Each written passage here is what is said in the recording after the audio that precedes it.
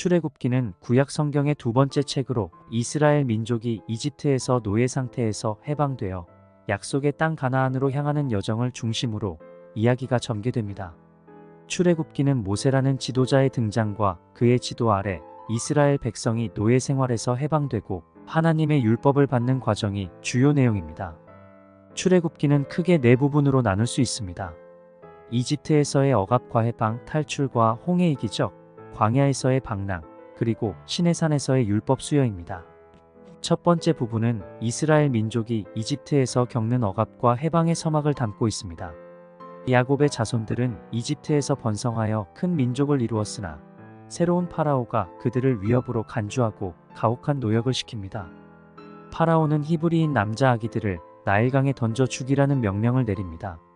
이때 레위 지파의 한 가정에서 태어난 모세는 갈대 상자에 담겨 나일강에 띄워졌고 파라오의 딸에 의해 발견되어 궁중에서 자라게 됩니다. 성인이 된 모세는 히브리인 한 사람이 학대받는 것을 보고 이집트인을 죽인 후 미디안 땅으로 도망칩니다.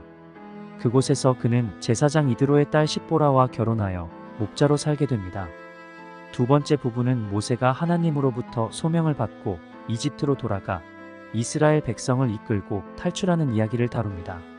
모세는 호렙산에서 불타는 떨기나무 가운데 나타난 하나님으로부터 이스라엘 민족을 이집트에서 해방시키라는 명령을 받습니다. 모세는 처음에 자신의 부족함을 이유로 거절하지만 하나님의 설득 끝에 그의 형 아론과 함께 임무를 수행하게 됩니다. 모세와 아론은 파라오에게 가서 이스라엘 민족의 해방을 요구하지만 파라오는 이를 완강히 거부합니다. 그러자 하나님은 이집트에 10가지 재앙을 내리십니다. 물이 피로 변하는 재앙부터 시작해 개구리, 이, 파리, 가축의 죽음, 종기, 우박, 메뚜기, 흑암, 그리고 마지막으로 모든 이집트 장자의 죽음에 이르기까지 재앙은 점점 더 심각해집니다. 10번째 재앙 이후 파라오는 결국 이스라엘 민족의 해방을 허락합니다. 이스라엘 백성은 급히 이집트를 떠나며 유월절을 지켜 첫 태생의 죽음으로부터 보호받았습니다. 이들은 모세의 인도로 홍해에 이르게 되고 하나님은 모세의 지팡이를 통해 바다를 갈라 이스라엘 민족이 마른 땅을 건너게 하십니다. 이집트 군대가 그들을 추격하자 바다가 다시 합쳐져 이집트 군대는 전멸하게 됩니다.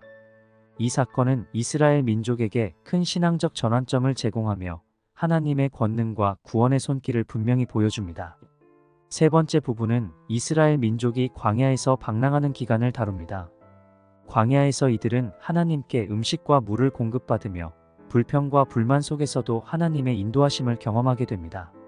만나와 메추라기를 통해 양식을 제공받고 반석에서 물이 나오는 기적을 목격합니다. 이 기간 동안 이스라엘 민족은 하나님께 대한 신뢰와 불순종 사이에서 갈등하며 하나님의 지속적인 돌봄과 징계를 받게 됩니다. 네 번째 부분은 시내산에서 율법을 받는 장면입니다. 이스라엘 백성은 시내산에 도착하고 모세는 산에 올라가 하나님으로부터 십계명을 비롯한 율법을 받습니다. 이 율법은 이스라엘 민족의 신앙생활과 사회생활의 기초가 되며 하나님의 성막을 짓는 법규와 제사 규례 등도 포함되어 있습니다.